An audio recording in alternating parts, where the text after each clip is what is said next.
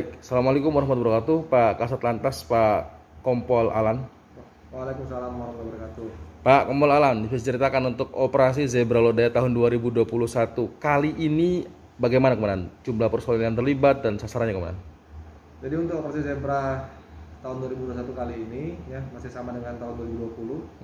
Kita melaksanakan operasi di masa pandemi ya. Masa pandemi. Untuk yang terlibat sendiri personil dari Polsek Cirebon banyak 50 personil pada operasi Zebra tahun 2021 ini.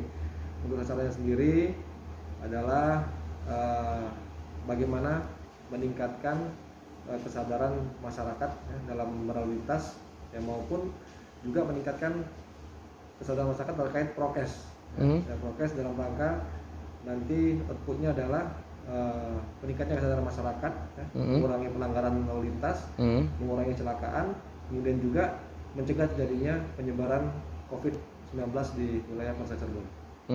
Nah, secara menyeluruh Komandan, kira-kira ini operasi saat ini Komandan kan lagi dibarengi dengan pandemi COVID. Nah, ini adakah tindakan khusus preventif atau bagaimana, atau tindakan tegas bagaimana Komandan? Jadi untuk operasi Zebra tahun 2021 kali ini ya sesuai dengan arahan dari pimpinan ya, dari pusat, dari Pak Kapolri, dari Korlantas ya, kemudian juga ditekankan oleh Bapak Dirlantas, Bapak Kapolresta Cirebon.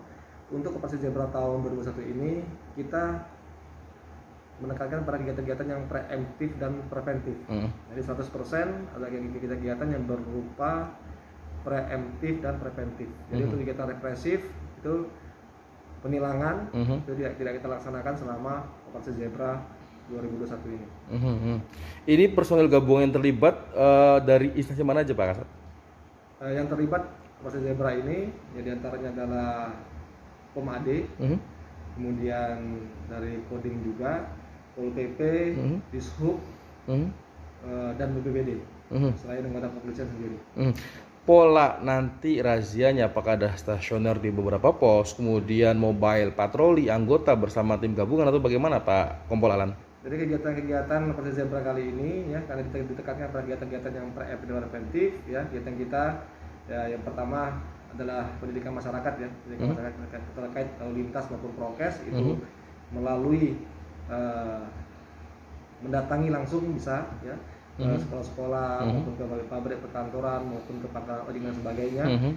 Bisa juga melalui media medsos ya. Biasanya kita sampaikan himbauan-himbauan kemudian terkait lalu lintas maupun terkait prokes itu melalui media sosial, termasuk media elektronik dan media cetak. Ya.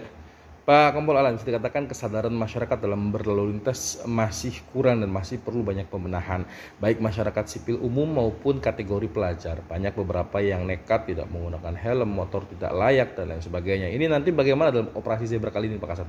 Jadi di operasi Zebra kali ini ya betul sekali kesadaran masyarakat kita ini cenderung masih rendah ya.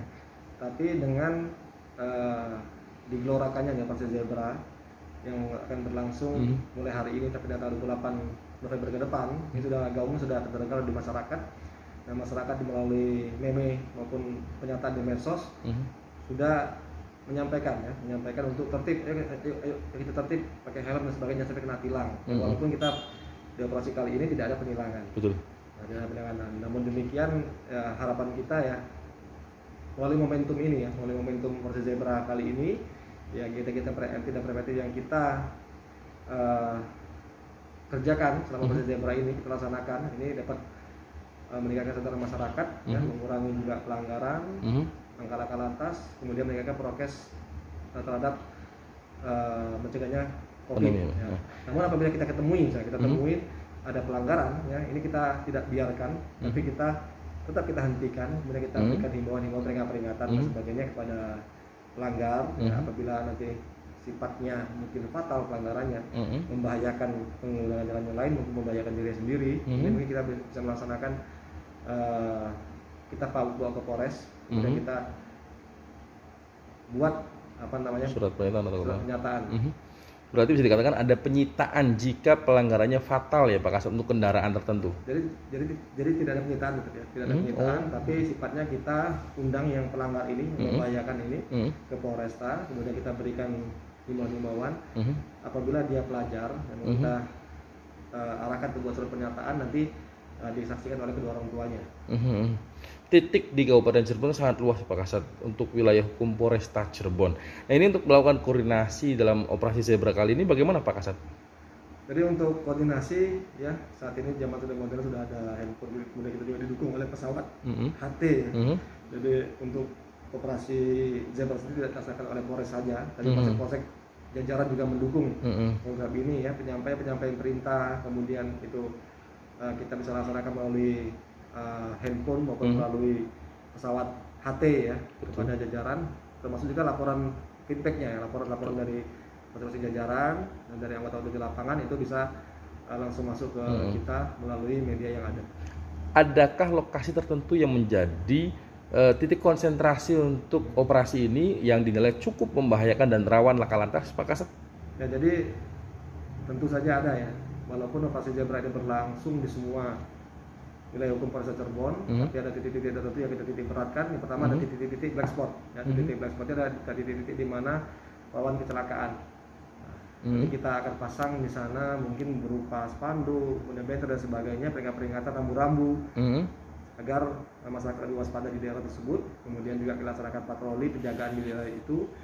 Tidak hanya black spot, tapi di titik-titik rawan macet, mungkin di persimpangan, pasar dan sebagainya.